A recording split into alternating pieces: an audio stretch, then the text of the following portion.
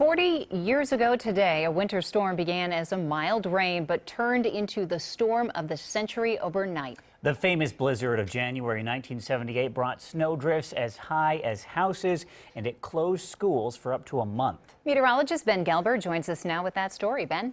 Yeah, Ellie and Mark, today the storm would be called the bomb cyclone. It exploded over Ohio between midnight and 4 in the morning between Portsmouth and Cleveland with the force of a Category 3 hurricane.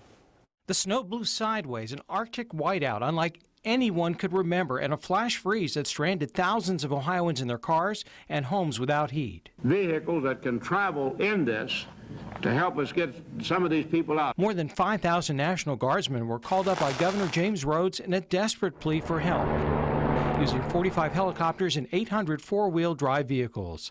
Phil Corbett was a young Franklin County deputy sheriff. You'll be assigned to a helicopter, and you'll be working with the Guard, rescuing lives. Go to Hoover Dam.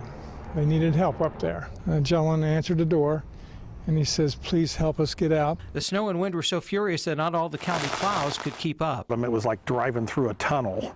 I mean, to get through, and the sheriff's office kind of commandeered back then about anything four-wheel drive we could find to use.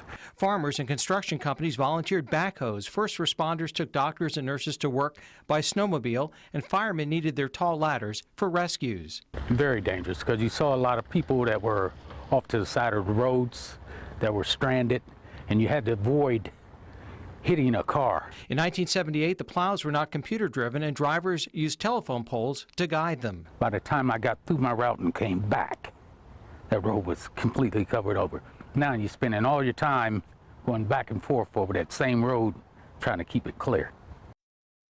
Everyone who lived through the blizzard of '78, of course, has their own story to tell. Buried cars, buried garages led to dramatic rescues. And many of our viewers today, Ellie and Mark, have shared their stories with me on Facebook and on NBC4i, where we have a photo gallery of this absolutely incredible storm. I believe it. People, when they remember, they want to share. Like yesterday. Yeah. And I always mention I was just a few hundred miles east of Penn State, and all we had was rain and 50 degrees. I mean, the mountains were the Great Divide, and it was just night and day either side. All right. Ben, thanks. You're welcome.